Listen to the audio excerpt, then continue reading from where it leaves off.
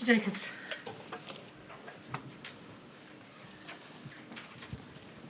My Lady, these are the submissions of the Trades Union Congress. I'm instructed by Thompson Solicitors and I appear with Miss Ruby Peacock and Miss Natalie Lucas. We address two issues, the first of which is supporting self-isolation. My Lady, without self-isolation, a test and trace system is but an elaborate means of monitoring the exponential spread of a virus. The evidence suggests that the motivation in the pandemic to self-isolate was generally high, but for many, the ability to self-isolate was low. As in the account from Every Story Matters read by Miss Cartwright, King's Counsel this morning, I can't test because I have to work, and if I can't work, I can't support my family. We know from Module 2 that in addition to the public calls made by the Trades Union Congress and others, behind the closed doors of Westminster, there were many arguing for much greater support for self-isolation. The instinct that prevailed, however, was one focused on enforcement of fines rather than support. That approach abandoned those on low and modest pay, for whom losing 2 weeks of work created insurmountable problems, including those who continue to work in the pandemic in food processing, in manufacturing, in transport, and many other sectors. It fed and exacerbated the pre-existing health inequalities about which the inquiry has heard. In fact, the focus on enforcement simply created another disincentive, a disincentive from taking a test at all. As those in Westminster were, in response to pressure, designing tepid support schemes, the virus was spreading. As the MP George Freeman relayed to the government in October 2020, staff at processing plants faced with self-isolation were moving to work at nearby processing plants in order to make ends meet. He wrote in the wake of 150 of 300 workers testing positive at Cranswick Country Foods plant in Norfolk. From September 2020, a financial support scheme was introduced which provided for payments of £500, and similar schemes were introduced across the UK. The chosen mechanism for delivering the scheme in England was that there would be a component based on eligibility and a discretionary component. It would be administered in England by 314 councils, each with the freedom to operate the application process and discretionary component as it sees fit. That is, across the country, 314 slightly different ways of making an application with different rules as to the form and required evidence, and 314 slightly different ways of determining it. It was a recipe for a low visibility and poorly accessible scheme. So it was hardly surprising that we see in this module a COVID-O paper describing the scheme as too complex, with a postcode lottery due to variable criteria and a resource-intensive process for local authorities. Awareness of the scheme was low. 9 months into its existence in June 2021, a TUC survey found that only around 20% of workers were even aware it existed. That may in part have been a feature of having local authorities run the schemes, but there is also evidence it was the intent. Meeting minutes from a COVID-O meeting in January 2021 stated, quote, "It would be important to be clear on how far the government would go to publicise the offer so as not to artificially and unnecessarily stoke demand," unquote. My lady, that was a wrong-headed approach. National behaviour isn't influenced by a designedly under-the-radar support scheme. Eligibility was low. One study showed that for the self-employed, 57% of applications were rejected, with common problems being difficulty in evidencing loss of income and being marginally above the income criteria. In a quarter of councils, just 10% of applications for discretionary payments were granted. In some councils, that figure was as low as 2%. The payments were also insufficient. £500 for 14 days was equivalent to earning £6.25 per hour, substantially below the minimum wage. The amount spent on the scheme 285 million in England in its lifetime of almost 2 years was low, far less even than that spent on the 6 weeks of Eat Out to Help Out. There is also evidence, described by Professor Makin, that financial support for self-isolation is most effective if provided alongside a range of other support. In Singapore, for example, those self-isolating could receive $100 per day in support, delivery of food and other supplies could be arranged through a designated hotline, and for individuals in multi-occupancy homes not suitable for self-isolation, hotels were offered as alternatives. Professor Makin suggests that financial support in the next pandemic should be delivered through nationwide and centrally delivered schemes, similar to the Job Retention Scheme and the Self-Employed Support Scheme, with the system linking through to local authorities to provide the non-financial support. The TUC says there is a lot of force in that, albeit from its perspective, amending statutory sick pay, even if temporarily, is most appropriate, at least for those employed, in order to make the most of an existing and well-understood structure for delivering sick pay. My lady, ultimately what went wrong in the UK support for self-isolation and the lessons to be learned resolve to some important but straightforward points. First, losing income will be a disincentive to self-isolate, and that disincentive will be most powerful for those in insecure work and on low incomes. Second, financial support for self-isolation, to be effective, must be sufficient in amount to remove the disincentive. Third, those who need the support must actually be aware that it exists.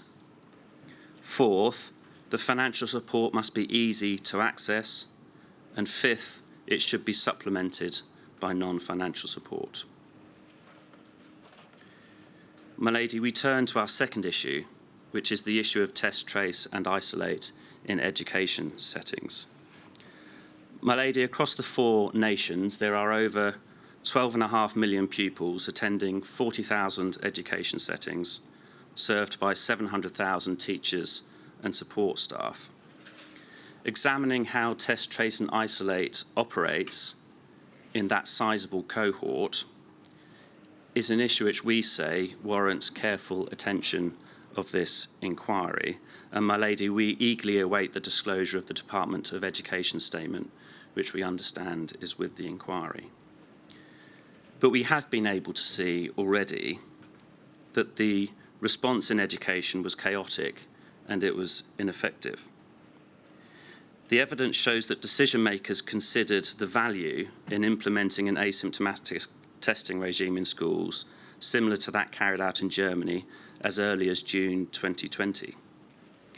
However, when a scheme was devised in December 2020, not only was it delayed, but it relied significantly upon education settings planning, administering, disposing of, and recording the results of the tests. The communication to secondary schools of the plan to introduce mass asymptomatic testing occurred on the last day of term in 2020, with the idea that it would be reintroduced immediately following the Christmas break. It was a last-minute request to public sector workers who were not trained or specialist in delivering testing regimes, let alone at incredibly late notice. Too few pupils and students took part. From 1st of March 2021 to 4th of April 2021, participation was recorded as being 43% of primary school pupils, 27% of secondary school pupils, and just 8% of college students. That is not to undermine the importance of establishing mass asymptomatic testing in places of education. Indeed, that was something called for by TUC-affiliated unions.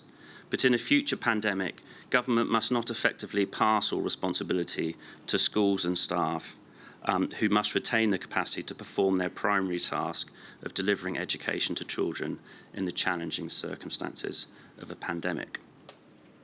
Fundamentally, test, trace and isolate needs to be part of a coherent plan for complementary non-pharmaceutical interventions in education settings. And to that end, my lady, a number of recommendations for the education sector are set out in our written opening. My lady, those are our submissions. Thank you very much for your help, Ms. Jacob. Very grateful. Ms. Stober.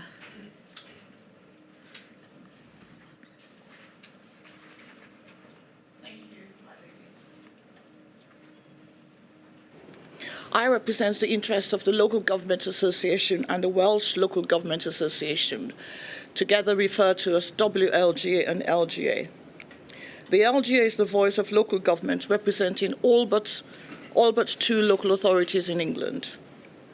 Both authorities applied to become core participants in this module because across England and Wales, officers of local authorities played a major role in the process of defeating the pandemic by testing and then tracing and isolating those who were thought likely to be vectors of the virus. This work was of very first importance in stopping the spread of the disease and protecting the population, including those who were clinically or socially vulnerable. There were many significant features of the two nations' approach to testing, tracing, and isolation during the pandemic. However, they did not follow the same path as the statements of the Chief Executive, Ms. Killian of the LGA, and Dr. Llewellyn of the WLGA show. In England, neither the LGA nor local authorities were engaged in the process of making sensible national plans for contact tracing until well into the pandemic. By contrast, in Wales, there was better coordination and cooperation between local government and the Welsh government in co-designing and contact tracing system. In England, by contrast, the extraordinary thing about test, trace and isolation during the pandemic is that local authority officers had been working on the front line of health protection for a great many years, carrying out statutory public health functions that can be traced back to the 19th century. These officers had great skills and local experience, but this seems to have been passed by central government.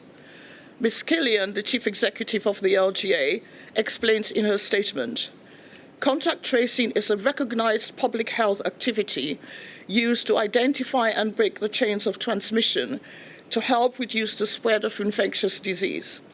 It has been used for many decades in response to infectious disease outbreaks and epidemics, usually alongside other public health activities and control measures.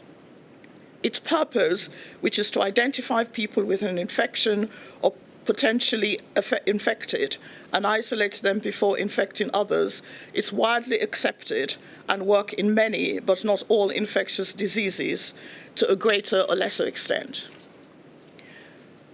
Local UK Health Security Agency health protection teams and local authorities have long-standing relationships with their community and a history of handling infectious disease outbreaks via contact tracing, among other responses.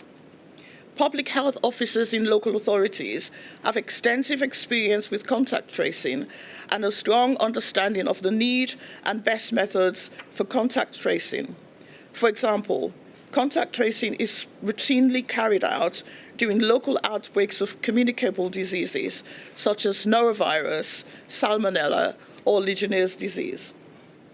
So a starting question for this inquiry is, why was the swiftest and best possible use of knowledge and skills of those local authority officers not used in the outset?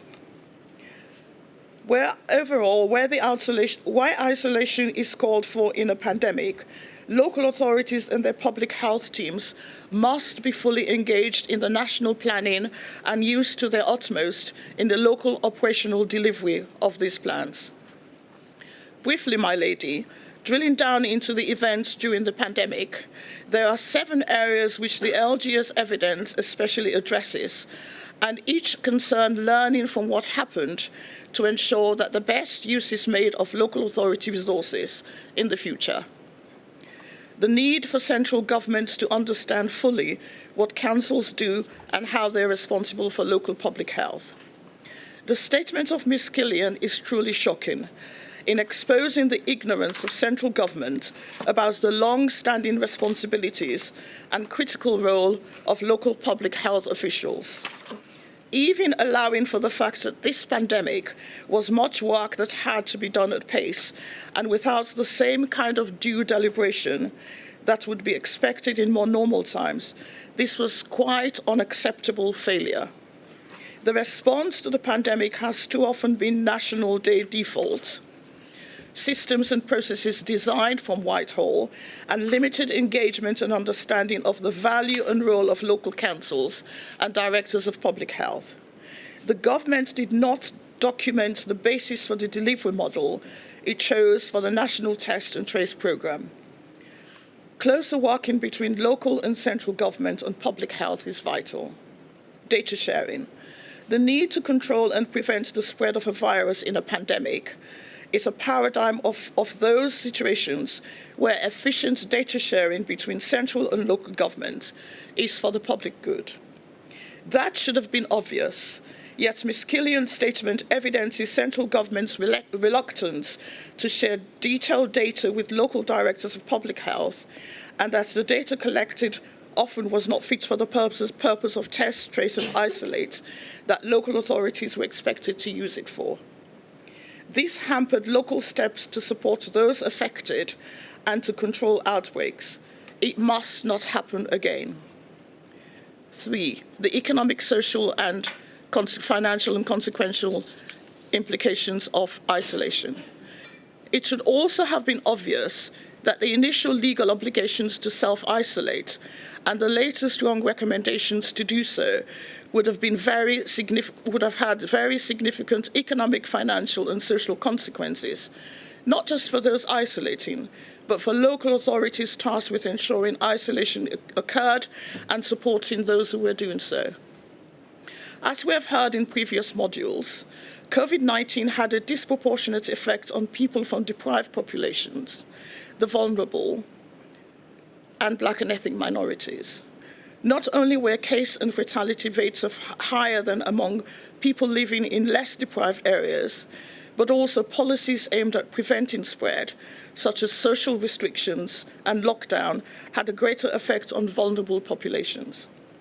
Ms. Killian's statement highlights the difficulties local authorities faced in working effectively and at speed to carry out their functions in respect of isolation, not least in respect of those on low incomes.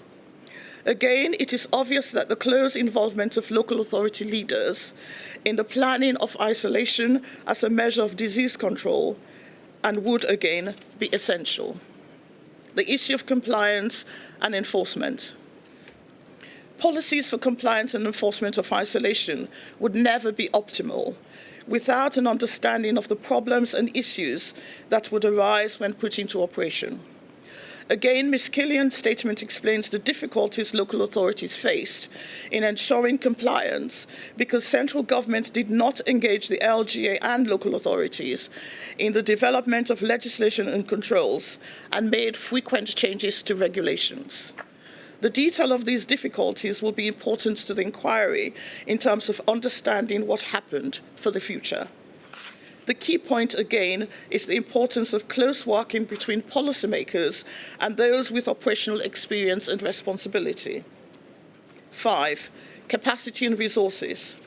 Over and again, during the different modules of this inquiry, the LGA has pointed out that local governments lacked resources and that where they are lacking, councils can only act within the constraints arising from the lack of finance and personnel. Ms. Killian points out that councils' directors of public health were seriously affected by these constraints and their environmental health teams were stretched very thinly.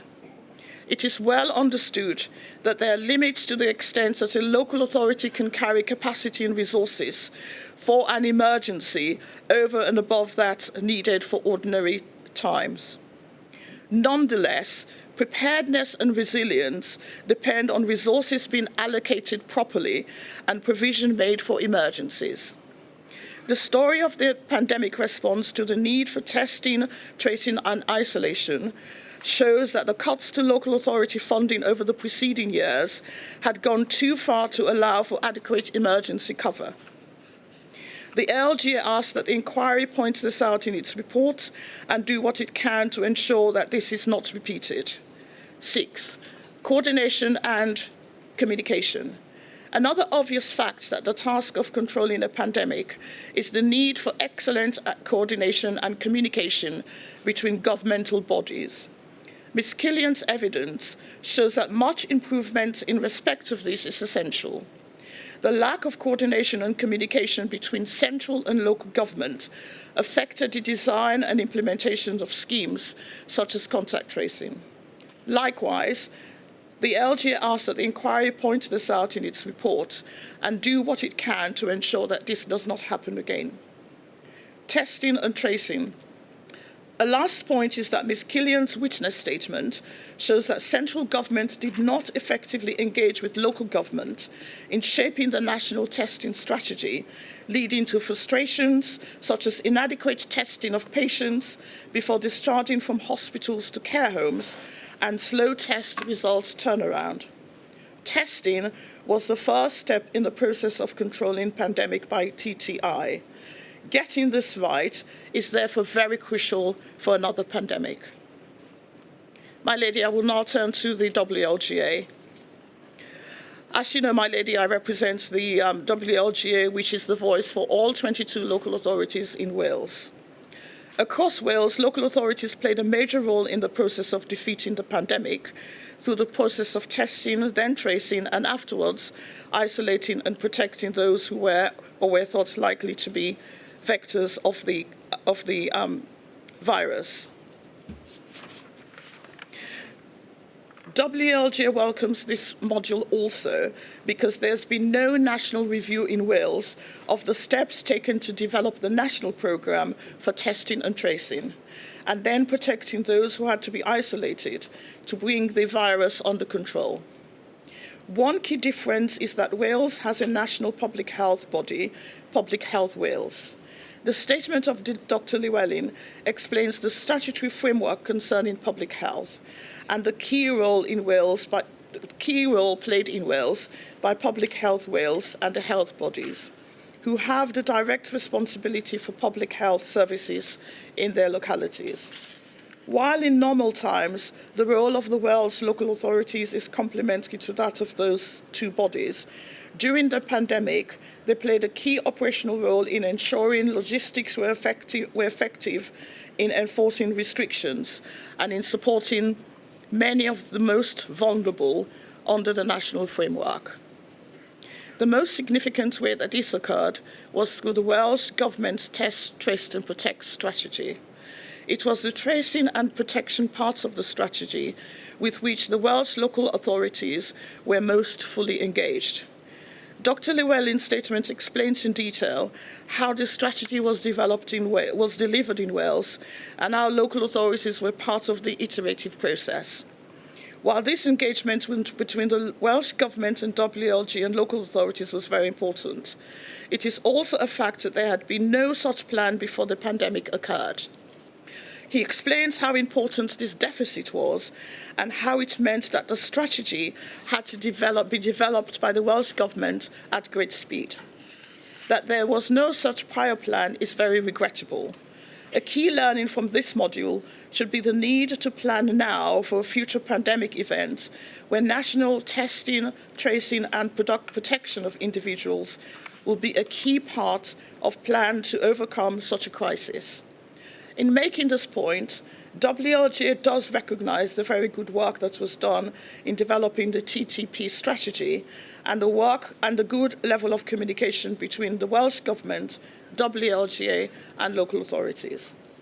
This enabled local authorities to build their capacity at speed and to make a major contribution to the national effort. They undertook a central role in the delivery of the strategy in their localities, working closely with Public Health Wales and their respective local health bodies to establish the system at speed and at scale, far exceeding existing contact tracing arrangements for localised outbreaks of much smaller and shorter duration.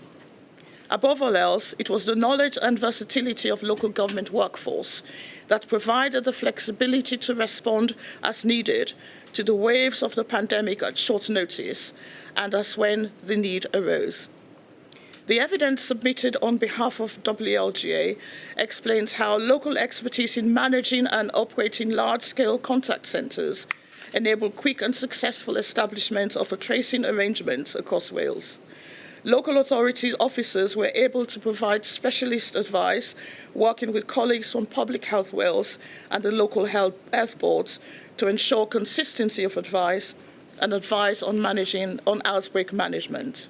Local authorities were able to then give priority to the safety and protection of the most vulnerable people in communities as best as they could, and provide a trusted source of advice and communication within and across communities, local communities. However, Dr. Llewellyn explains in his statement that there was a significant constraint in the work that local authorities could do. While local authorities enforced TTP procedures wherever they could, like local authorities in England, they were constrained by the lack of effective legal enforcement powers for breach of TTP restrictions. The inquiry is asked to note that local authorities could have been more effective if they had the legal powers to issue, for example, fixed penalty notices on individuals and to invite a review of the legislation to consider the benefits of granting such powers. WLGA asks that the inquiry recognise the importance of removing such constraints to enable an even fuller contribution from Welsh local authorities in future. In conclusion, my lady, overall, the Welsh local authorities should be proud of the work that they undertook in relation to testing, tracing and protection during the pandemic.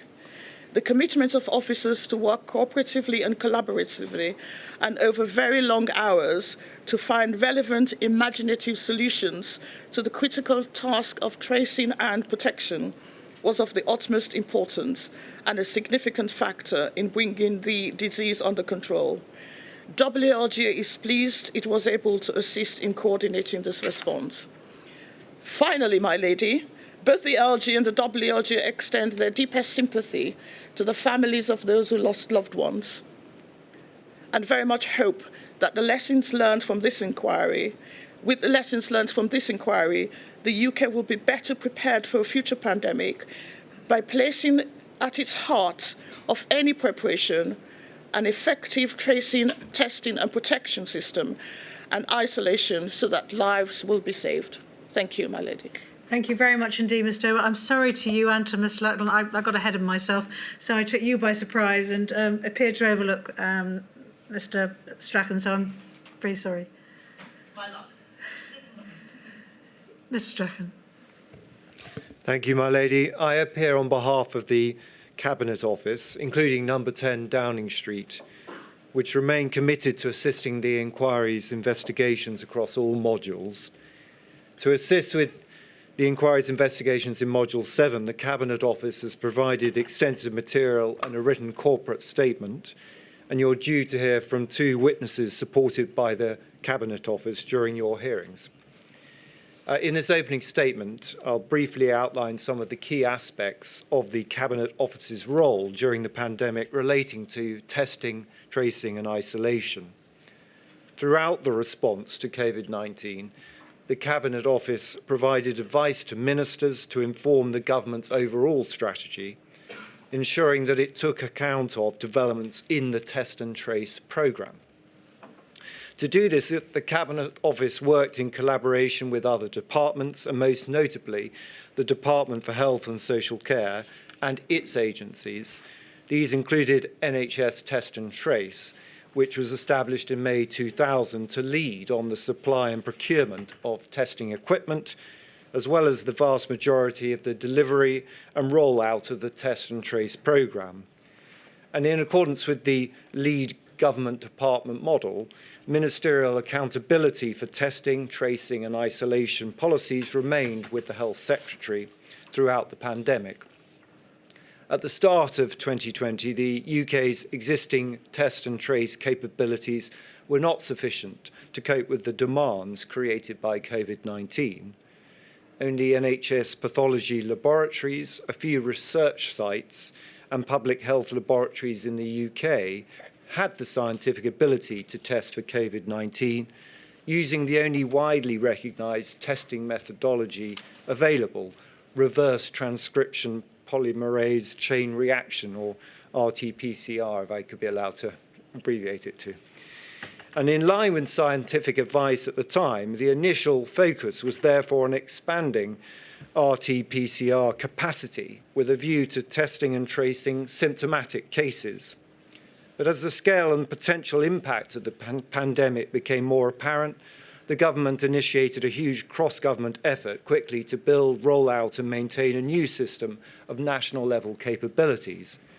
And given the scale and importance of this work, the Cabinet Office took a close interest in its progress, both to understand existing capabilities, testing capabilities, and to explore opportunities to support and accelerate the Department of Health and Social Care's work to scale up testing capacity. And as work on testing capabilities increased in scale and complexity, the Cabinet Office sought to ensure effective and innovative governance structures were in place. And that included appointing an external expert chair, Baroness Dido Harding, to lead the programme that became NHS Test and Trace. And the Cabinet Office also established the necessary structures to facilitate discussion and collective decision-making by ministers as the pandemic progressed, most notably the COVID Strategy and Operations Committees. Coming out of the first lockdown in May 2020, as NHS Test and Trace was established, the UK government's aim could be summarised as seeking to reopen the economy and society as extensively as possible while keeping the reproduction number below 1, therefore avoiding exponential growth of the virus.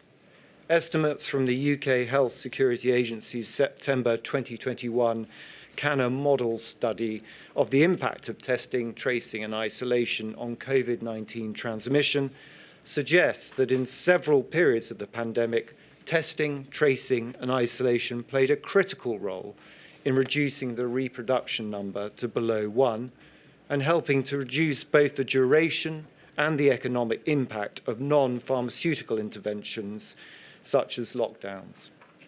The data collected by the Test, Trace and Isolate system were also vital for the government's understanding of the prevalence of the virus and emergence of new variants, which helped to inform the development and evolution over time of the overarching strategy for managing the pandemic.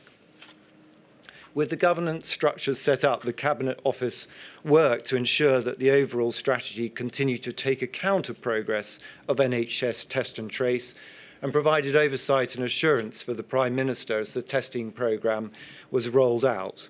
And given the importance of testing, tracing and isolation to the government's overarching strategy, a key role of the Cabinet Office was to seek to ensure that all parties involved were challenged to maximise the scale and effectiveness of the programme in order to minimise the spread of the virus and thereby enable the relaxing of restrictions in the absence of an effective vaccine or drug-based treatment. And as capacity for testing increased, the Cabinet Office was involved in helping to determine who would be eligible for tests and exploring the channels through which tests could be delivered most effectively, increased an increased understanding of asymptomatic transmission, as well as advances in rapid testing technologies, prompted new ideas about how testing could both continue to protect public health while enabling those who did not have the virus to participate in economic and social activities.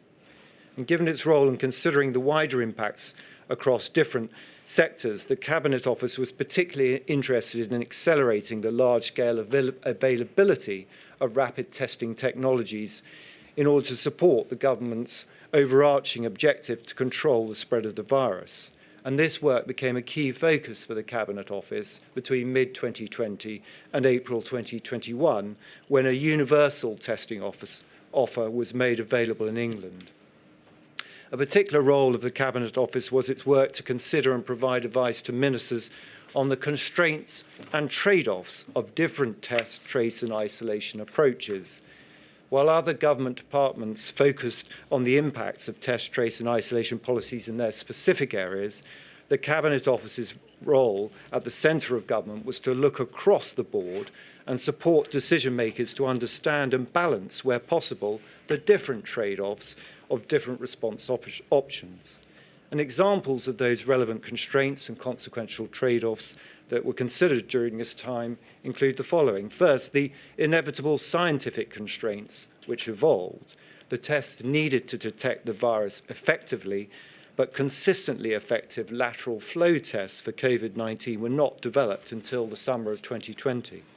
Secondly, there were operational constraints. For example, building testing laboratories takes time, as does procuring lateral flow tests internationally at a time of huge global demand. Third, there were enormous fiscal costs. The test, trace and isolation budget in the financial year 2020 to 2021 exceeded that of the Home Office. Even then, there were limits on testing capacity and at times, therefore, a need for prioritisation of access to testing. Fourthly, throughout the period, the effectiveness of the test, trace and isolation programme relied on public uptake of the testing offered and compliance with tracing and isolation policies.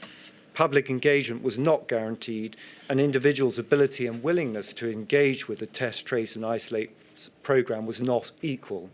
And fifthly, the test, trace and isolation strategy had implications for the wider economy, as illustrated most notably in what was referred to as the pingdemic, when so many people were asked to self-isolate as a result of tracing technology that risk to the staffing of critical sectors and infrastructure emerged.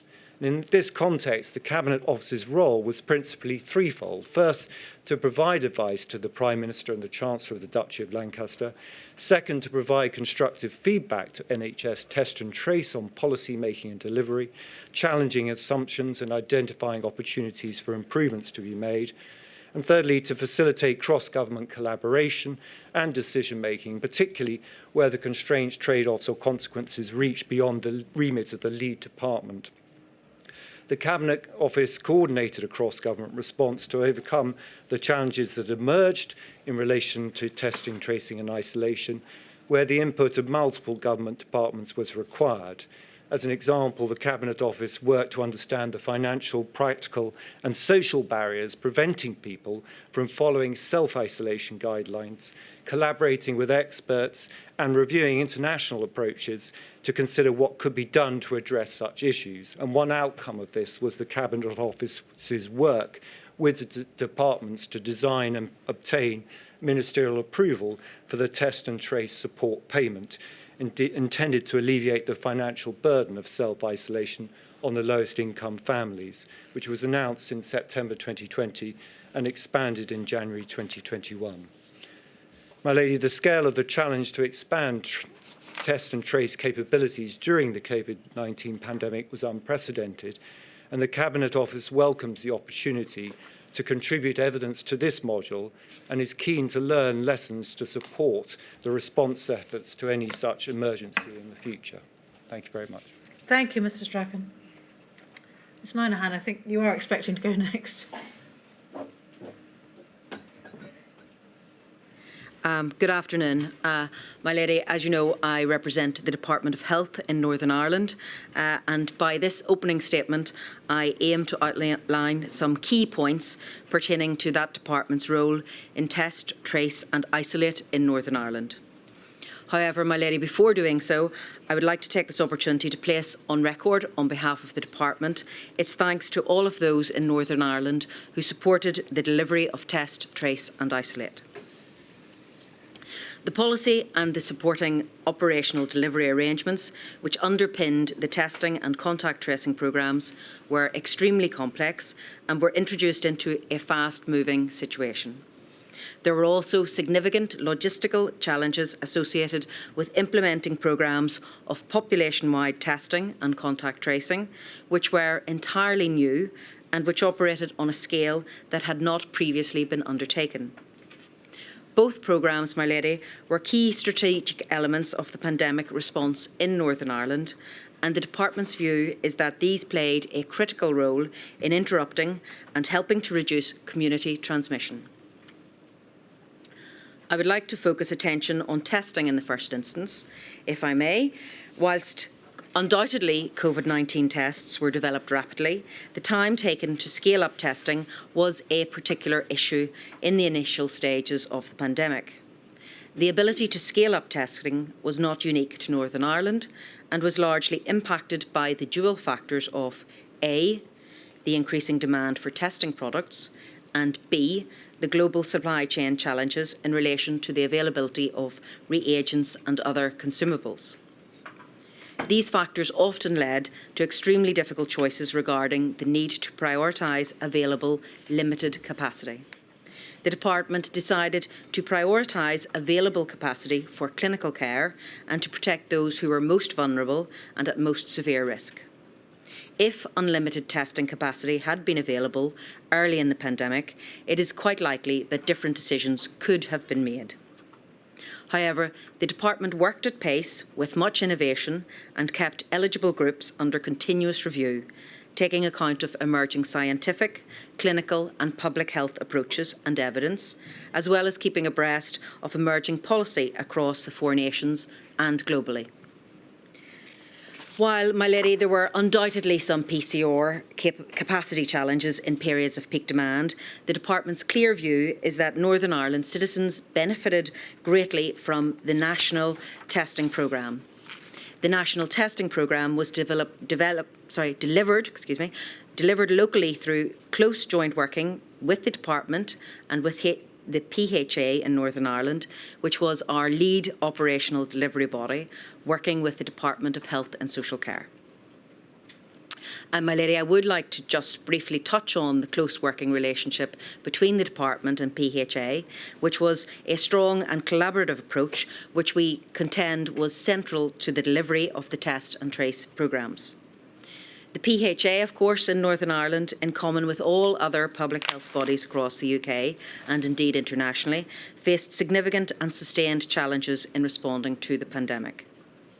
It was, we believe, appropriate and efficient to take a collective integrated policy and operational approach, which was coordinated and strategically led by the department. It was appropriate also for the PHA, in keeping with its extant health protection rules and responsibilities, to have retained overall operational responsibility and leadership for testing and contact tracing. This collective approach, my lady, sought to ensure effective coordination, alignment and oversight, and served to optimise the public health expertise and the capacity that was available at that time. Turning next, my lady, to contact tracing in Northern Ireland and across the UK, undoubtedly a key part of the pandemic response included the tracing of contacts. As already outlined, the department retained strategic and policy responsibility for contact tracing throughout the pandemic, whereas the PHA was responsible for the operational delivery and was supported by the department. As was the case across the UK, community testing and contact tracing in Northern Ireland was paused on the 12th of March 2020. This was in line with the policy decision that was taken at the COBRA meeting to move from the containment phase to the delay phase. This, of course, was a UK-wide decision, and all of the devolved administrations participated in the meeting and concurred with the position. At the time when the decision was made to pause contact tracing, there was sustained community transmission. Testing capacity was insufficient to identify all cases that needed to be traced, which meant that the impact of contact tracing as an effective mitigation to limit the spread of the virus was substantially reduced. Available testing capacity had to be prioritised for those who required clinical care and the vulnerable in hospitals and care homes. From 12th March 2020, public health advice for those who had symptoms was that they should isolate for 7 days, and from the 16th of March, the advice was that household members of those with symptoms were advised to stay at home for 14 days. In addition, people were advised to work from home, to avoid close contacts that were non-essential, and to stop all unnecessary travel. From the 23rd of March, the general population had been advised to stay at home and limit contacts. My lady, it was that context in which the need to individually contact trace all cases had, we submit, lessened. With sustained community transmission and insufficient testing capacity to test and trace all cases in the community, the overall approach to population management was, at that time, the most effective way to delay wider community transmission. The Department contends that if there had been a move to an overall population management approach, the virus might had there not been this move to the overall population management approach, the virus may have spread more rapidly across Northern Ireland. With the benefit of hindsight, the Department maintains that pausing community test and contact tracing was prudent and appropriate at that time in the context of what we then knew. The general contact tracing service remained paused in Northern Ireland until it was reintroduced by the PHA on the 27th of April 2020. Initially, this was reintroduced in a pilot phase and then fully launched on the 18th of May 2020. The resumption of general contact tracing was earlier in Northern Ireland than in other parts of the United Kingdom. In general terms, contact tracing is most effective when prevalence and the number of cases are relatively low. While, following its reintroduction, the PHA maintained contact tracing throughout the pandemic, it has to be said that at times of high prevalence, the efficacy and efficiency of the service was reduced, and the impact on transmission will have likely to have been very much diminished.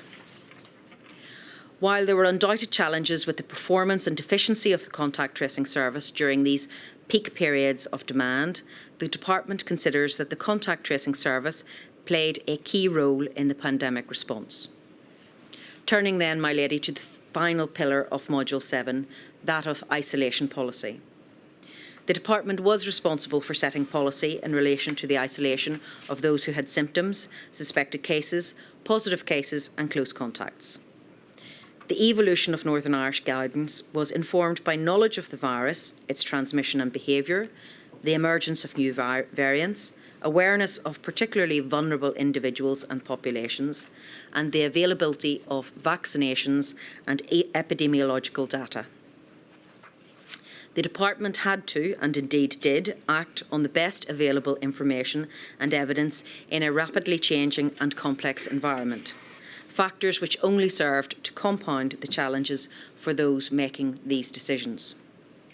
The Department's advice to the Northern Ireland Executive ultimately led to the implementation of various measures, including self-isolation for positive cases and their close contacts, which is a focus of Module 7. The Department remains mindful, my lady, of the potentially disproportionate impact of the pandemic and its restrictions on those with health inequalities. And for that reason, it believes that these inequities and inequalities should form an integral part of any future pandemic preparedness and planning. Of course, my lady, as has already been stated this morning, in Northern Ireland, the self-isolation rules were never law, but rather were classified by the Department as very strong guidance. Despite this, it should be noted that the overall level of adherence in Northern Ireland was good, as elucidated in the Department's statement to this inquiry. The citizens of Northern Ireland are to be commended for the actions that they took to protect others. While there were no easy or straightforward solutions to many of the challenges, we contend that the collective endeavour of all ensured that, through research, innovation and operational logistics, the delivery came together in what was an unprecedented local and national effort. We consider, my lady, that the evidence submitted by the Department has shown how continuous learning occurred throughout the Department. In conclusion, therefore, the Department reiterates its ongoing commitment to this inquiry and its work and stands ready to assist in any way that it can. Thank you very much. Thank you very much indeed, Ms Monahan. Ms Drysdale.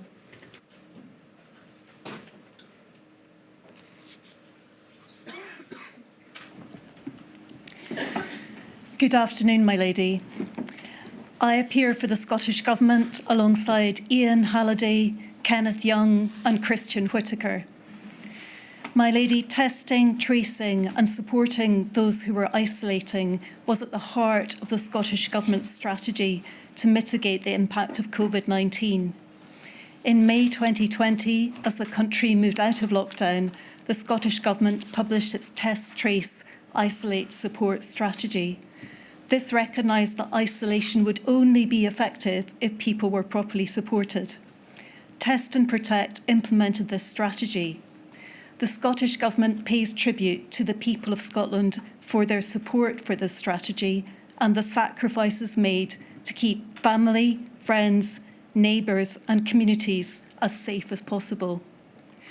The Scottish Government's strategic objective was clear: to suppress the virus to the lowest possible level and to keep it there. Test and Protect was central to that. The Scottish Government did not do this alone. Partnership with the UK Government and others was the hallmark of its approach. Test and Protect was led by the Scottish Government, implemented by NHS National Services Scotland, and supported by Public Health Scotland and others. The Scottish Government's Framework for Decision-Making, published in April 2020, acknowledged that, although COVID-19 affected everyone, the harms caused by the pandemic were not felt equally. A key part of the framework was the four harms approach, which provided a mechanism to ensure that a balanced approach was taken and that consideration was given to vulnerable and at-risk groups as part of the decision-making process. The Scottish Government remains committed to learning all relevant lessons to strengthen preparation for the next pandemic.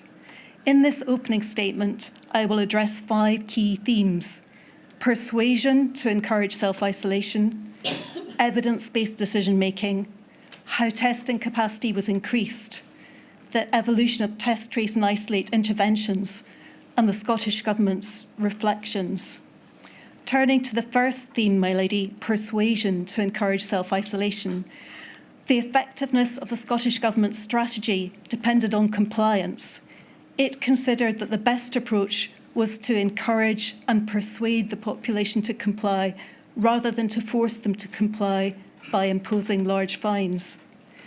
Recognising the challenges that compliance posed for many was key.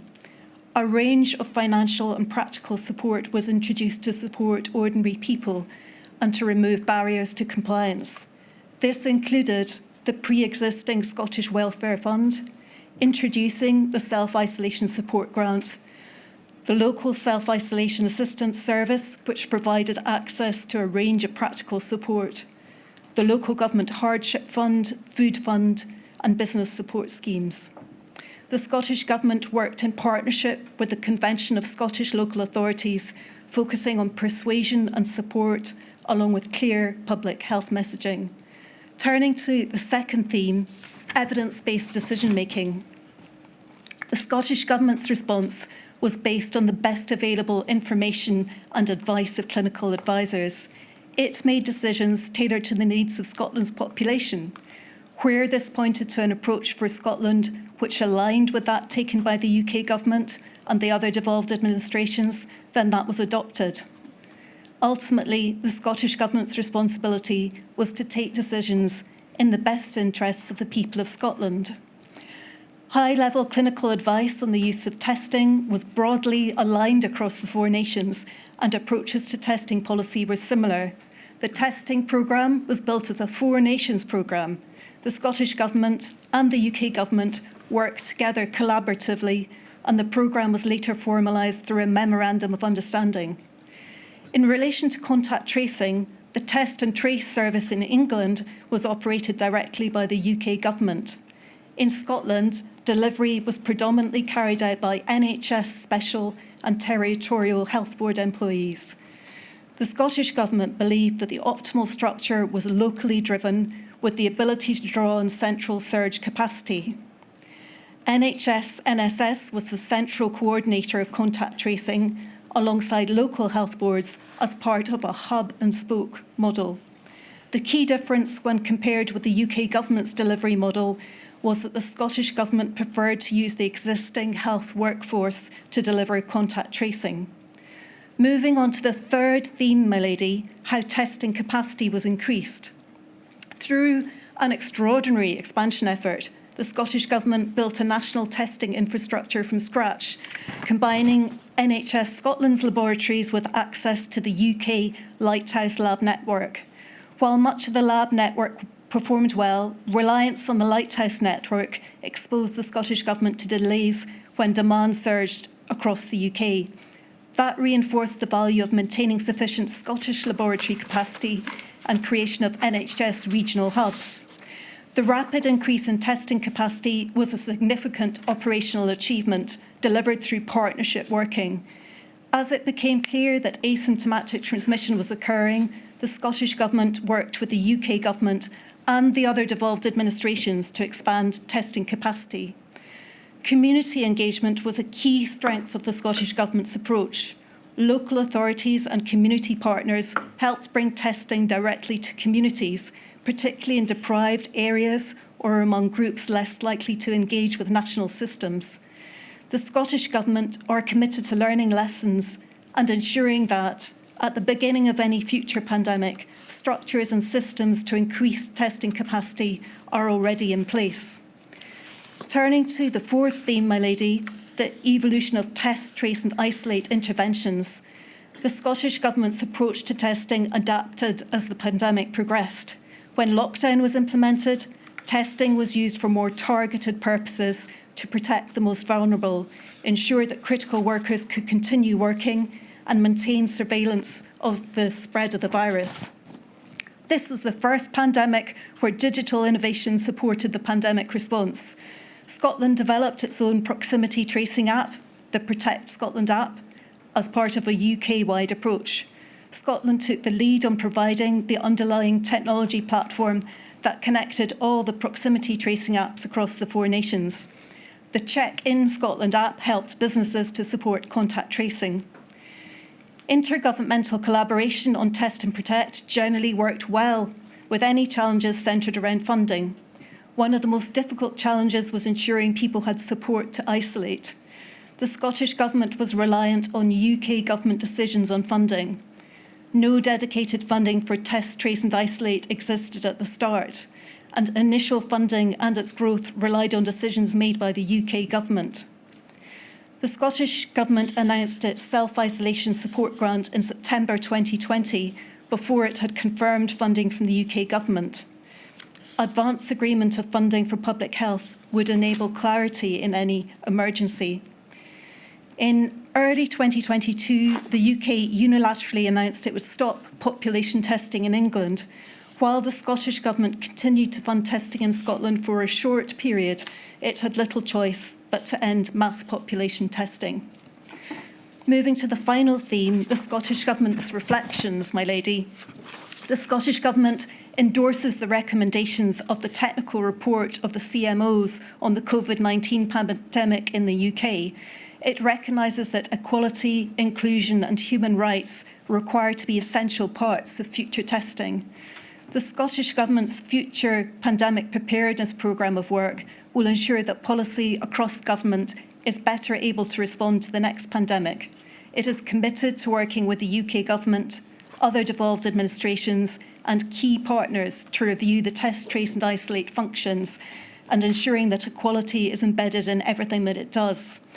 In conclusion, my lady, the delivery of testing and contact tracing in Scotland was a remarkable achievement delivered by the Scottish Government in partnership with a whole system of public agencies. A sophisticated and high-capacity programme was put in place with outstanding speed, which evolved with the pandemic and as testing requirements changed. The Scottish Government worked closely with the UK Government, but was also able to take evidence-based decisions relating to Scotland's characteristics.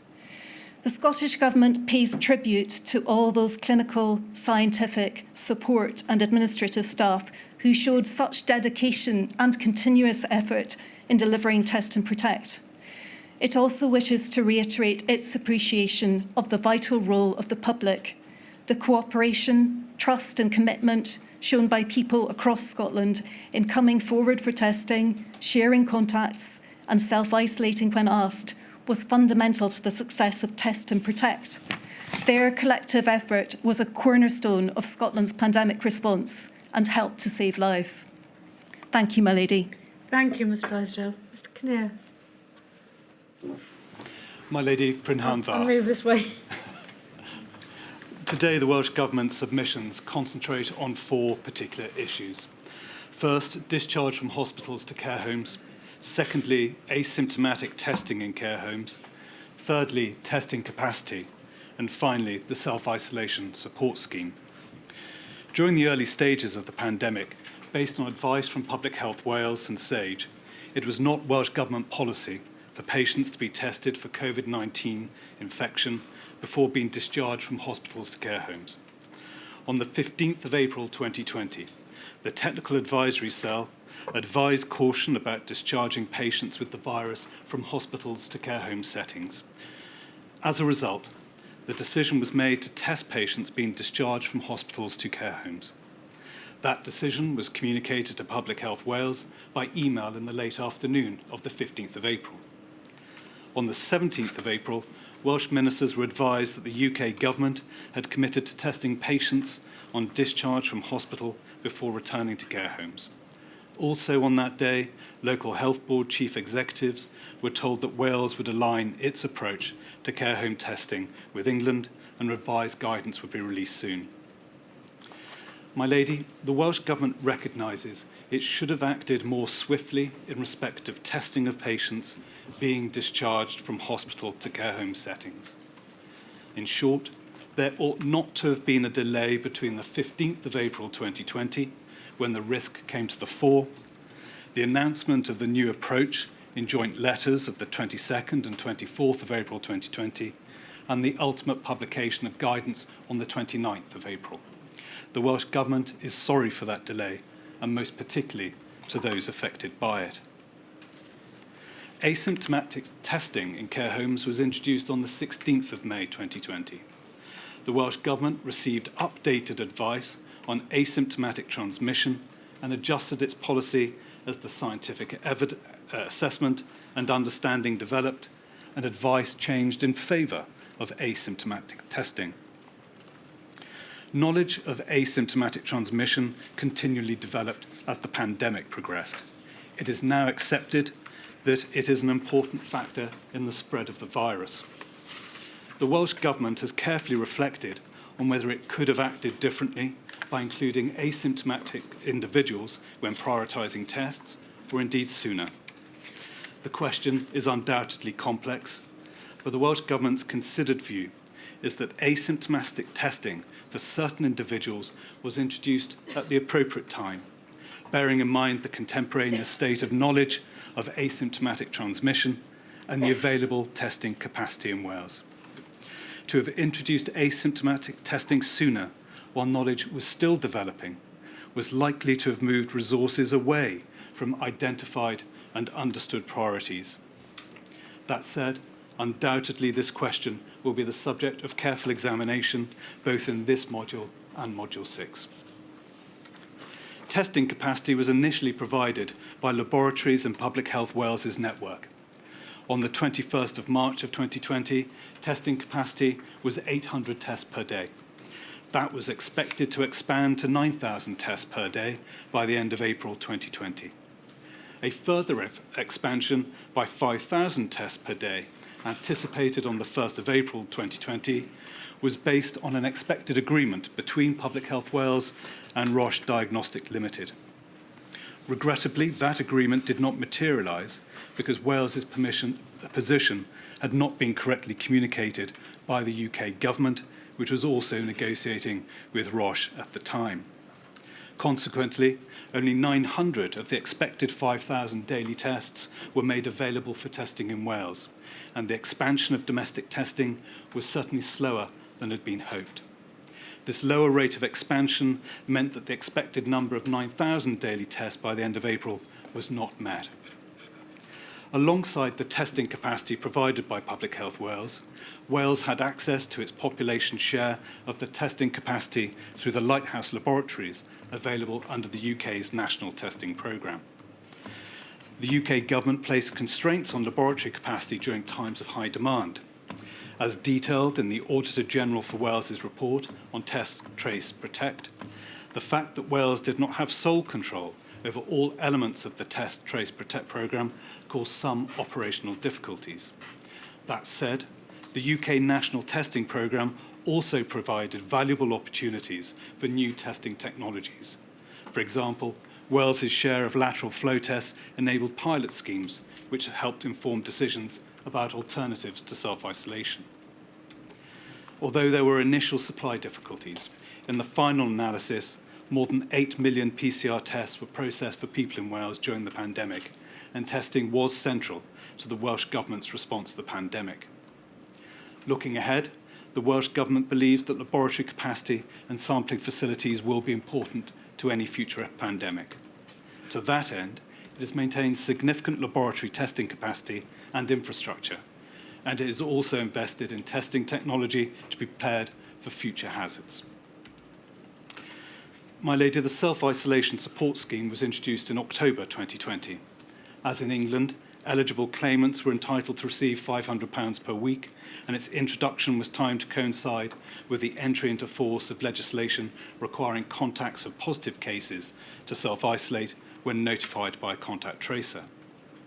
Alone among the 4 nations, Wales increased the level of the support payment in August 2021 to £750, following concerns about the adequacy of a £500 payment to cover living expenses for 10 days. Professor Makin considered this to be good practice. Significantly, the increase was made after the evidence made it clear that an increase would help to promote positive behaviour. Professor Makin also concluded that financial support is an integral part of encouraging people to self-isolate, particularly in the case of those on lower incomes. It was right, therefore, that financial support was made available and that Wales strove to make the Welsh scheme amongst the most generous. My Lady, in conclusion, we look forward to supporting your work in this module and, in particular, learning the lessons for the future. Thank you. Thank you very much indeed, Mr. Kinnear. Very grateful. And may I also thank every one of those who've been making submissions. The timekeeping has been superb. I will, of course, also read the written submissions of those who haven't made oral submissions and the written submissions of those who have made oral submissions, but obviously have summarised their effect. So thank you all very much. I think probably time to take the break now. Thank you, my lady. And then we'll call the first witness, or you'll call the first witness, Ms. Cartwright, at 3:30. I'm grateful. Thank you, my lady.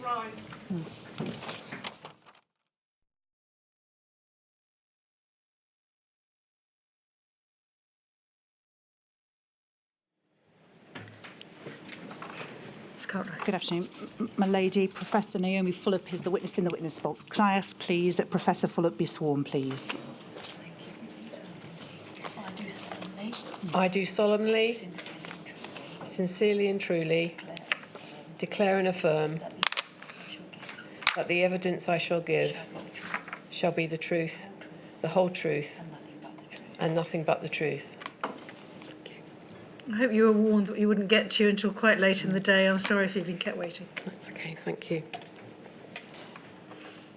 Could we start, please? Could you give the inquiry, please, your full name? Professor Naomi Judith Fulop. Thank you. Professor Fulop, you should have in front of you a copy of your witness statement. Could I take you to the last page of that, please, page 14? It's a statement dated the 28th of March of this year. I can ask you to confirm, are the contents of that statement true to the best of your knowledge and belief? Yes, that's correct. Thank you. Now, Professor Fulop, you've already identified yourself as a professor. Could you confirm to the inquiry, please, what you are a professor in? Yes, I'm Professor of Healthcare Organisation and Management at University College London. Thank you. Now, you attend today essentially as the corporate or the spokesperson for COVID Bereaved Families for Justice UK. That's right. And it's correct, isn't it, that the witness statement that's been prepared essentially identifies the thematic issues of concern to COVID Bereaved Families for Justice UK and is the combination of a collaboration of the membership? That's right. Now, we'll turn to look at those thematic issues together in a moment.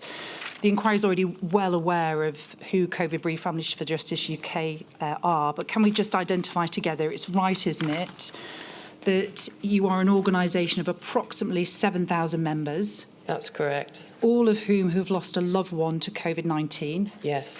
You were founded in March of 2020. Yes. And the primary aim is to ensure lessons are learned from the pandemic to prevent further loss of life. Yes, that's all correct. And I think it's right also, isn't it, that you identify that one of the goals of the organisation is to establish the truth of what happened to their loved ones and to ensure accountability and to learn lessons to prevent future deaths. That's correct. Thank you.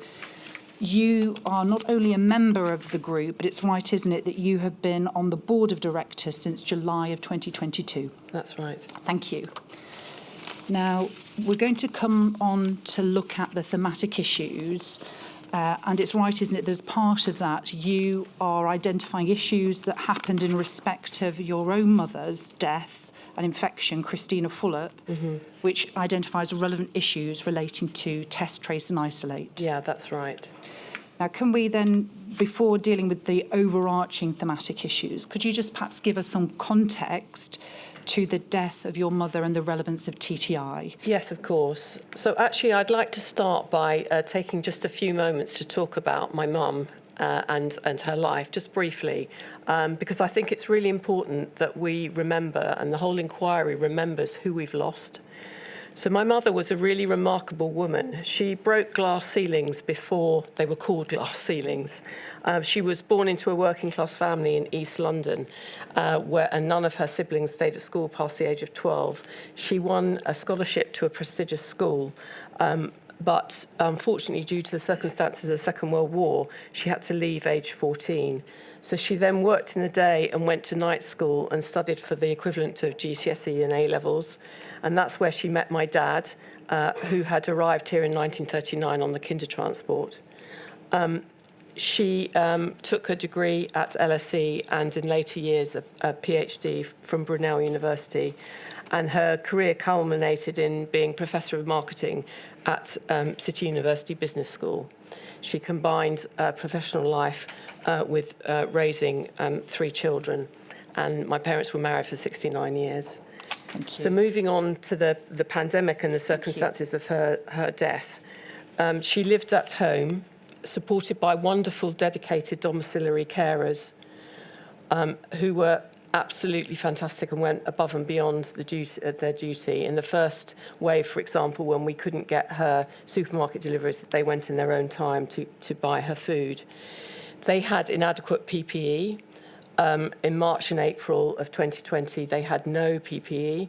At the beginning of May, my mother was sent a week's worth of PPE to give each carer 1 mask as they came through the door. At the end of that week, my mother got a notification from the care agency to say that was ending, and the carers were going to have 1 thin medical mask per shift. So they worked for 8 hours, going from frail elderly person to frail elderly person with 1 thin medical mask. And when I rang the care agency to ask them about this, they said it was a change in policy by Public Health England. So I felt my mother was a sitting duck for COVID. However, she survived the first wave. So scroll forward to autumn and winter 2020, 2021. She started showing symptoms on New Year's Day. And then she became very unwell on Monday, the 4th of January, and the ambulance was called, paramedics were called, and they didn't take her into hospital because they said there was such a long wait. The following day, the Tuesday, the 5th of January, they did take her into hospital once the carer had found her unresponsive.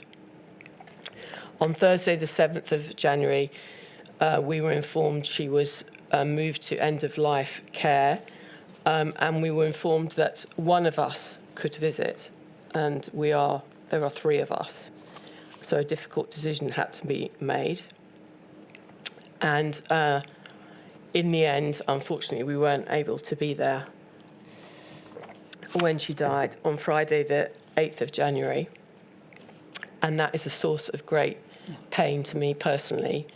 And I hadn't seen her since the end of September because we were trying to protect her from COVID. And I regret that now. Thank you. And if I could just finish by saying the following week, she received a letter inviting her to have her vaccine, and it was dated the day of her death. Thank you. So those were the circumstances, and if I can now go into the connection with the lack of an effective test, trace, isolate and support system. which could have played a really crucial role in protecting her. And it's at two levels. The first is that, as we've heard today, a centralised system was set up in May 2020, which sidelined local public health, which we'll say more about, and had too heavy a reliance on an app.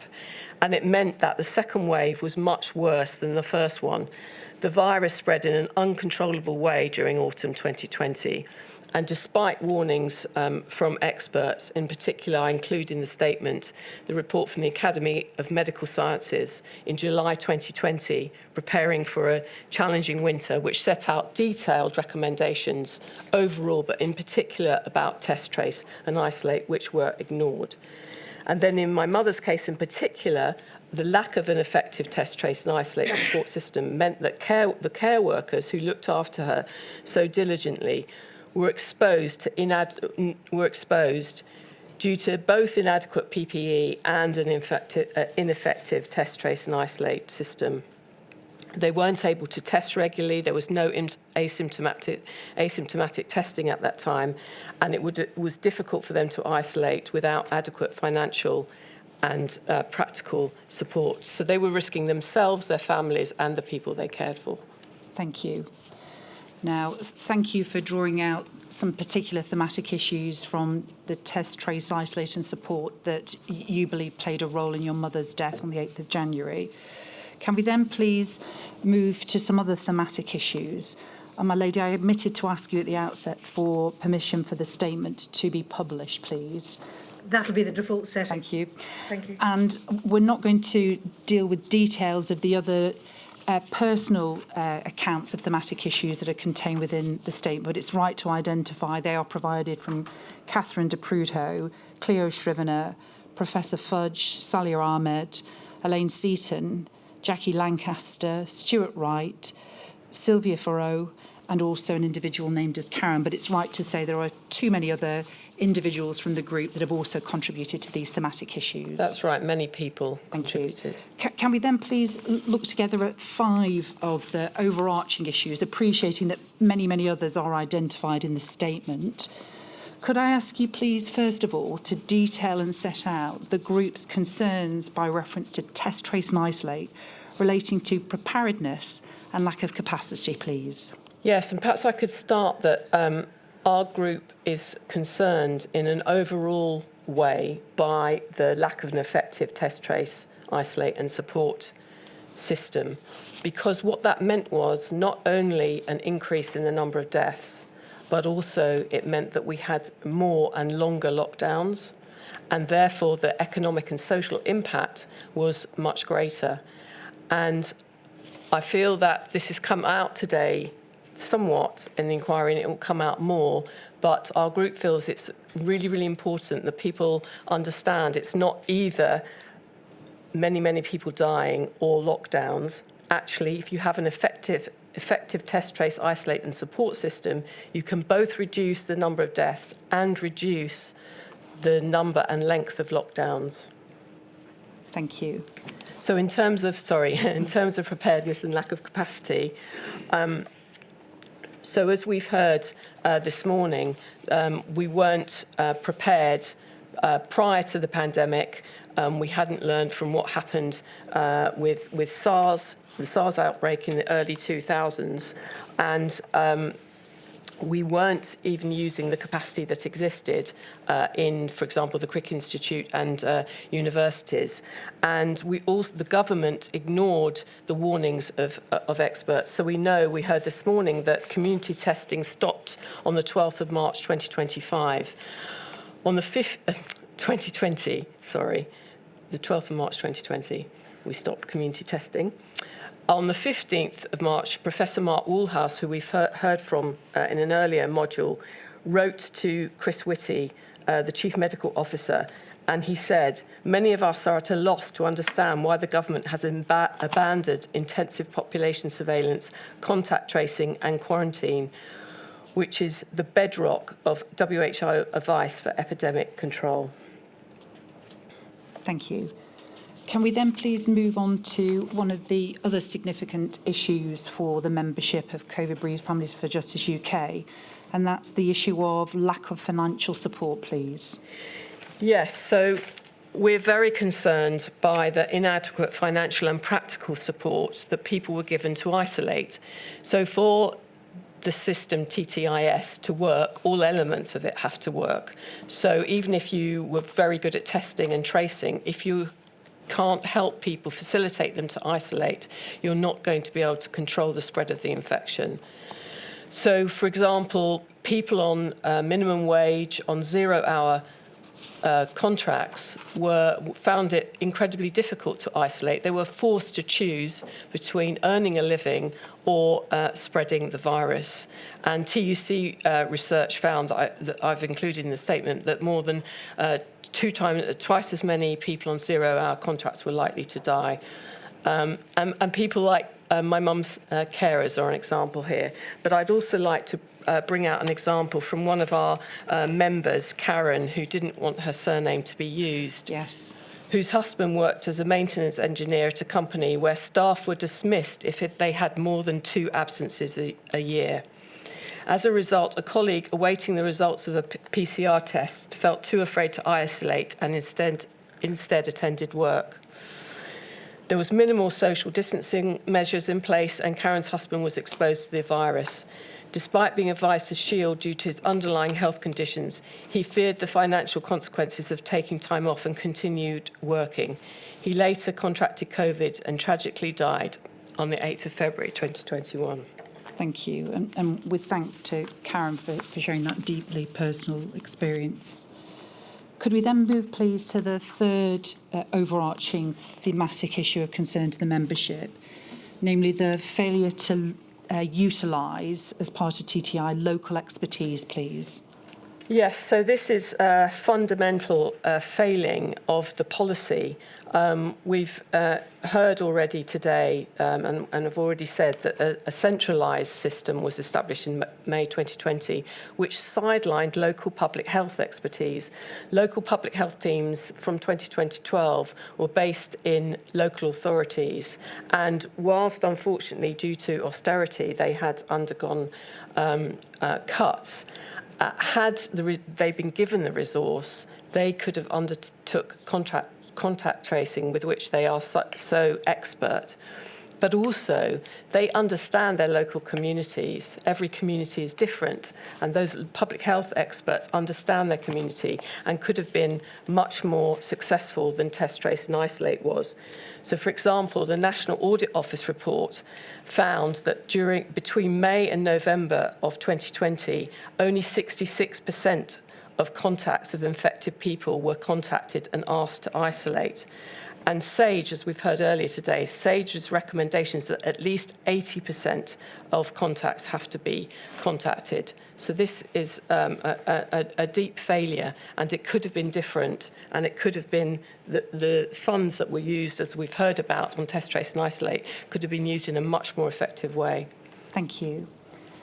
Can we then please move on to topic 4, which we're aware is a significant issue for COVID-bereaved families UK, which is the experience of the United Kingdom compared with other countries.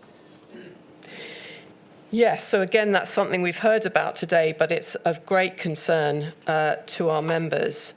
So South Korea and the UK developed a test for COVID on the same day in early 2020. But by March, South Korea had conducted 5 times as many tests as we had, because they had a very proactive testing process. And so even in March, we could have been looking at those data and asking, how have they done that? What can we learn from it? And closer to home in Germany, who implemented a widespread testing, contact tracing and quarantine system, which was successful. There were publications including in the BMJ in May and June 2020, outlining their system and the successes of it.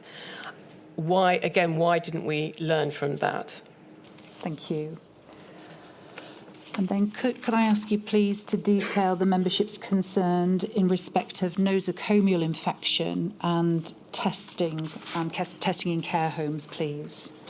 Yes, these are of great concern to our members, many of whom have lost loved ones due to nosocomial infections.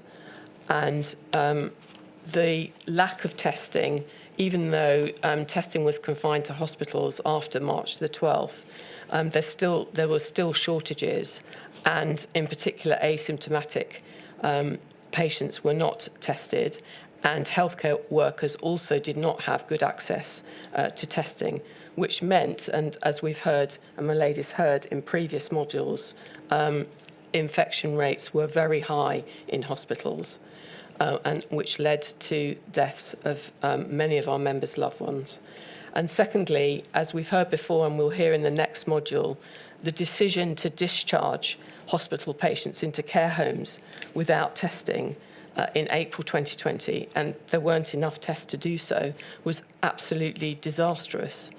And again, many of our members lost their loved ones who died, sadly, tragically, in care homes. Thank you. Professor Fuller, I know those are overarching issues of concerns for the membership, but before concluding my questions, are there any other thematic issues you wish to draw out, and in the knowledge that your statement, the full statement, will be published and available for all to read?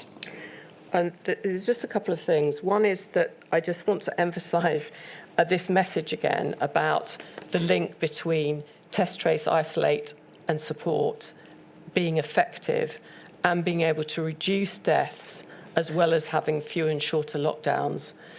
Our concern as a group is that lockdowns has become an ideological football in a really unhelpful way. And it's our hope the inquiry can bring cool, calm, rational evidence to this discussion to show how test, trace, isolate and support, together with other pandemic preparedness and responses, can mitigate both the number of deaths and the lockdowns and economic and social damage. Thank you very much. And there was just one final point I wanted to raise to my lady, if I could.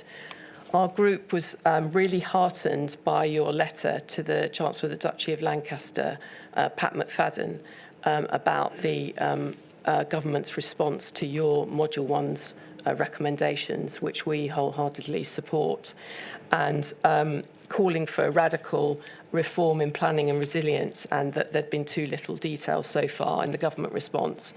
And we've also seen his response, which was quite short, and we eagerly await the publication of the Cabinet Office's resilience review, which we hope will provide the detail that both you and our group are looking for. But if I may, we'd really like you to consider following the example of chairs of other inquiries, such as Sir Brian Langstaff and Sir John Saunders, who called in government and other officials to hold them to account. And it would be really great if you would call in the Chancellor of the Duchy of Lancaster for a hearing to ask him to go through the detail that you have requested. Thank you. Thank you. My lady, do you have any questions? No, I don't. Thank you very much indeed, Professor Phillip. I understand how difficult it must be for you. My mother was 94 when she died, and she didn't die in the awful circumstances of during a pandemic, so I can only imagine how difficult it must have been. But if I may say so, you and your fellow members have made some really constructive points and raised some very important issues, which I undertake, as I hope I've done before, to consider really carefully. So thank you so much for your help. Thank you. Thank you.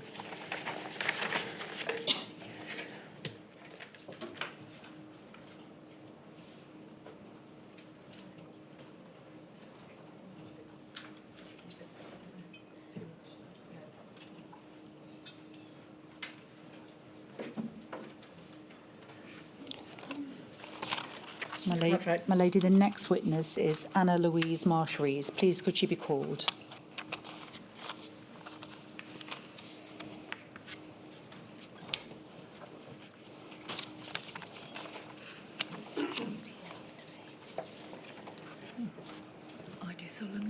I do solemnly, sincerely and truly, declare and affirm that the evidence I shall give shall be the truth, the whole truth, and nothing but the truth.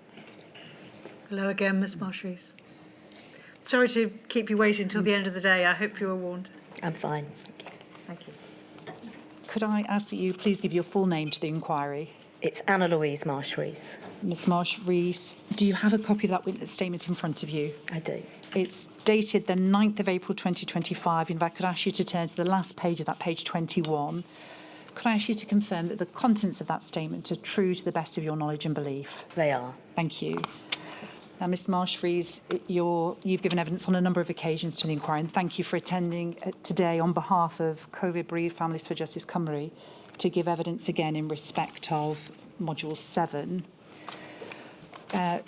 Can I ask you then, first of all, if we just briefly confirm that COVID Bereaved Families for Justice Cymru was established in July 2021, and essentially it looks through a perspective uniquely of Welsh experience to identify learning from the deaths of your loved ones and your membership? That's correct. Thank you. Now, again, it's right to say that there is a wide range of thematic issues that your witness statement identify. But can we perhaps focus together on 5 of those in the knowledge, again, that this statement will be published for all to see?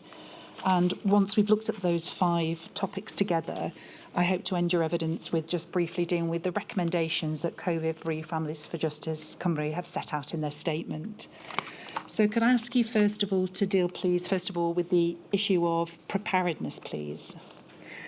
Absolutely. Well, as we've heard in Module 1, there was no preparedness, despite numerous pandemic preparatory exercises. One that is of most interest to us is exercise Shipshape, which was an exercise that was carried out in 2003 and was specific to a SARS respiratory virus. And it was undertaken by Wales and South West England. There were a number of recommendations that were made, including being able to effectively contact, trace and isolate. Clearly, none of that seemed to be taken on board in subsequent years. Thank you. Now, you have also identified that a thematic issue of concern to the membership is, again, the learning from international examples or other countries. Could I ask you to deal with the issues of concern relating to that topic, please? Yeah, absolutely. I mean, we can see from countries like South Korea, Taiwan, Singapore, that particularly following the MERS outbreak, where they were profoundly impacted, that they really did learn lessons, that they were able, when SARS-2 emerged, to ramp up their testing laboratory facilities quickly. They had a robust, all-encompassing testing and contact tracing capability, and they didn't do it piecemeal. They were looking, across the piece. They were looking at people that were asymptomatic and symptomatic. They were looking at a range of symptoms, none of which appeared to happen, in Wales. And what's very interesting to hear as well is that Wales had a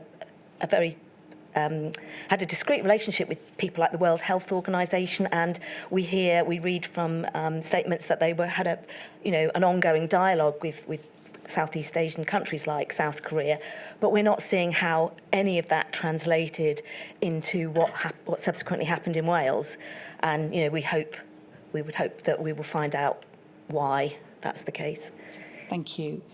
Can we then please move on to another thematic issue of concern, which is identified, and I think you've spoken about this before in other modules, but it's the issue, please, of testing in care homes, please. Well, there wasn't any in Wave 1, we're, as a group, we are very pleased to hear just now that the Welsh Government have finally apologised for the delay in discharging those from care homes to hospitals. It was a massive impact, but what we'd like an apology for and an explanation for is why there was no testing of anyone in care homes, neither staff nor residents.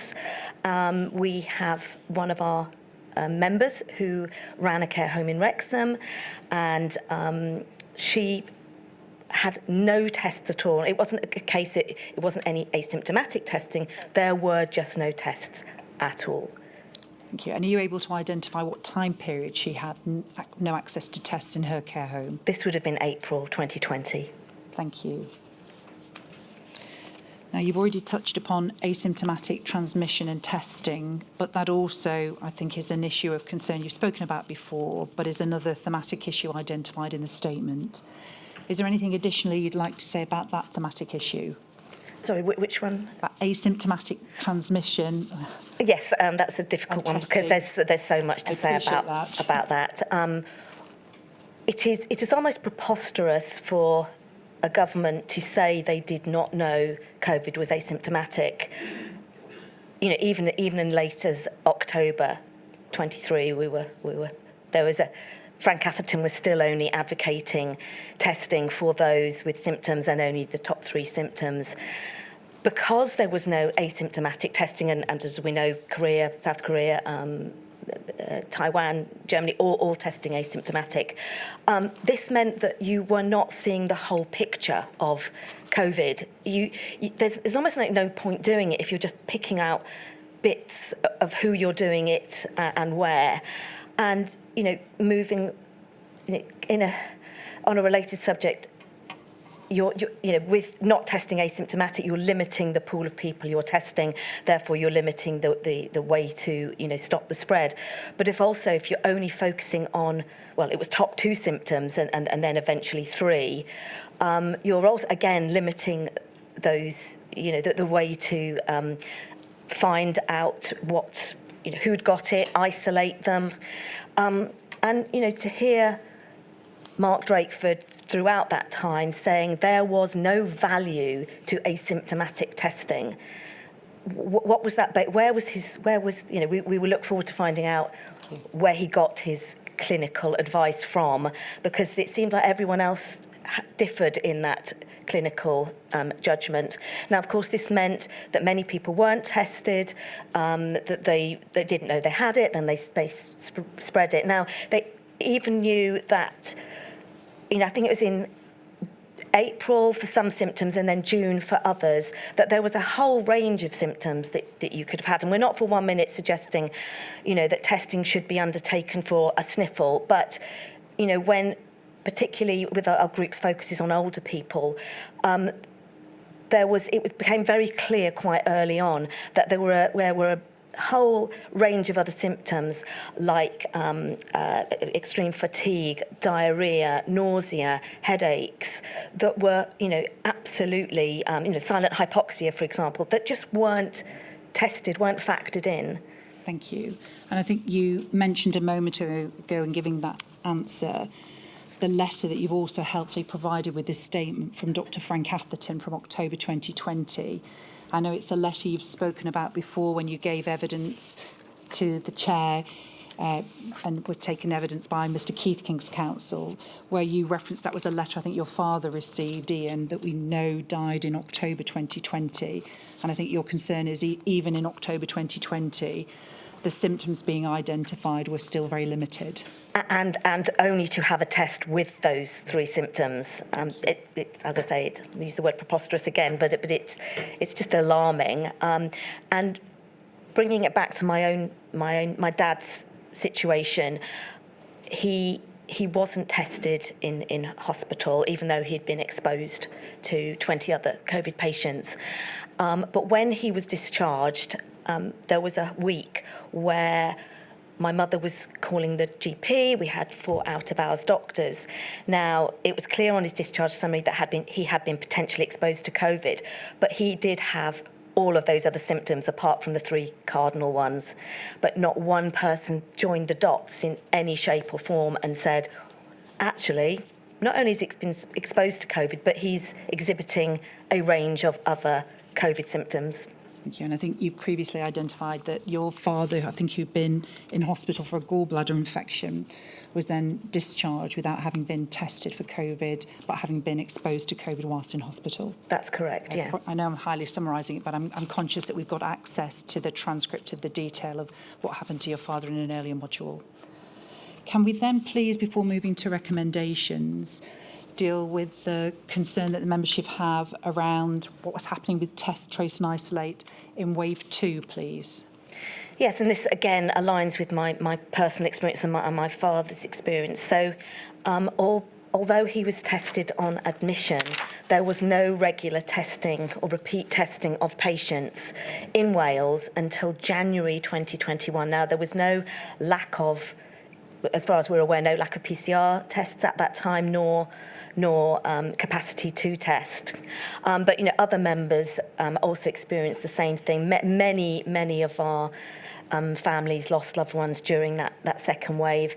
And had there been repeat testing, there would have, it would have identified that they were either asymptomatic and segregated them, or other people would have been. And even when they introduced it, they only introduced it to retest every 5 days, whereas in England it was every 3 days.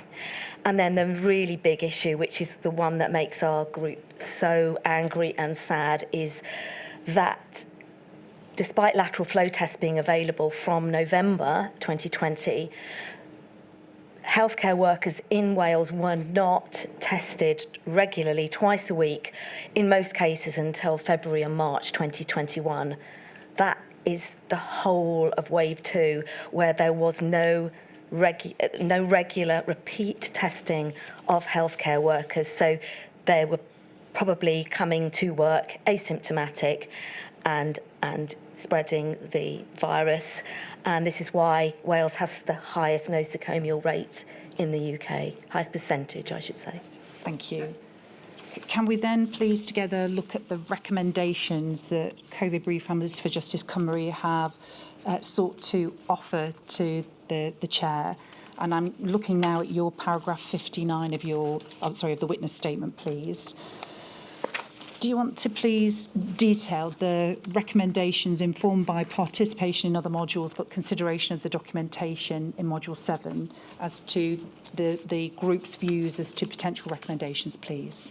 Well, the group's views are it should have started already, but and we know that the chair has already recommended this, and we are hoping that this is in flight, but don't believe it is. But there should already be in place a whole strategy around ramping up the scalability of testing and lab capability, a complete strategy around how testing is undertaken, how contact tracing is done. There needs to be people that understand tech, that understand how data privacy works. It can't just be an app, although if it works, then that's good, but there has to be a consideration for people that can't use digital or are not familiar or comfortable with using digital means. Look at South Korea, look at those places, but get the experts in, listen to the experts. We can't have a repeat again of somebody saying that they've got nothing is of clinical value that there isn't, when those decisions or that outlook caused thousands of people to die. Thank you. And I think you've already touched upon some of the other recommendations. So you've identified a robust testing and tracing system be developed and be ready to be put into operation prior to any future pandemic. That you also make comment on the lack of a scalable testing system being key reason for contact tracing being abandoned in Wales in March 2020, as we've heard today. And you also identify, and perhaps if you want to speak a little about this, at paragraph 62, you identify that the group consider it imperative that exercises are carried out to ensure that communications between the United Kingdom government and other devolved administrations are improved in relation to testing and tracing infrastructure and the appropriate sharing of information. Absolutely, we're an island with the poorest border with England. We can't call it, we even call it different things, test, trace, protect rather than isolate. It has to be, a coordinated approach to test, trace and isolate. Again, we just can't have all I can say is in Wales, it was chaos.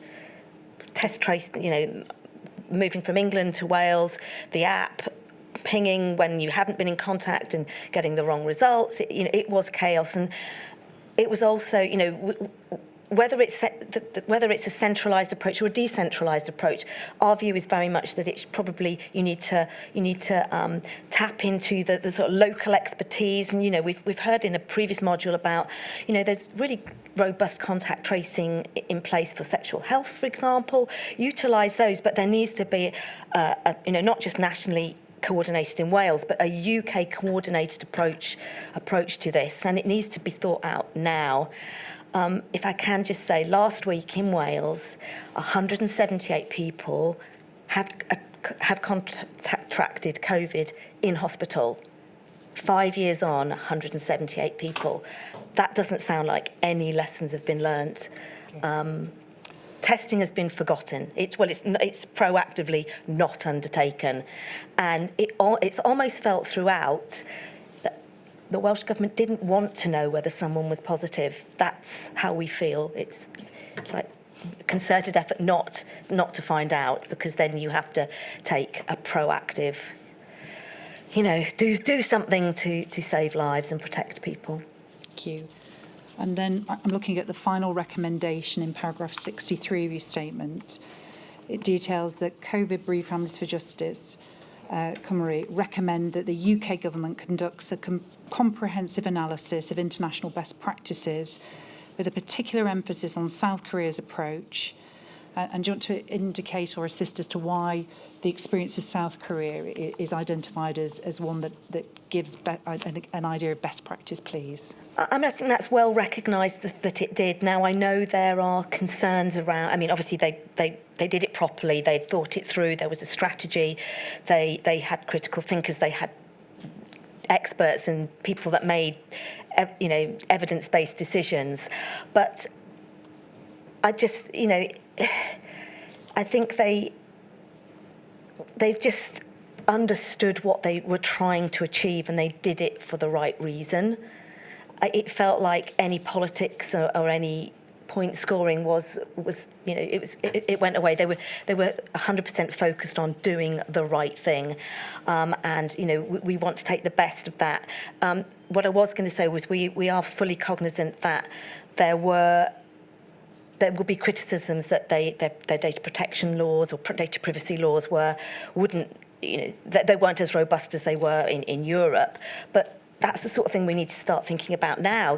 Work out what you can anonymise, what you can. There's lots of good ways to do it, but let's get the experts in to do this.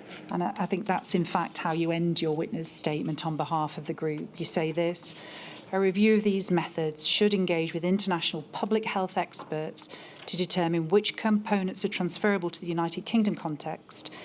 This should enable the United Kingdom to develop a more agile, efficient and resilient framework for testing, tracing and protection, thereby strengthening its capacity to manage challenges in future public health emergencies. Absolutely.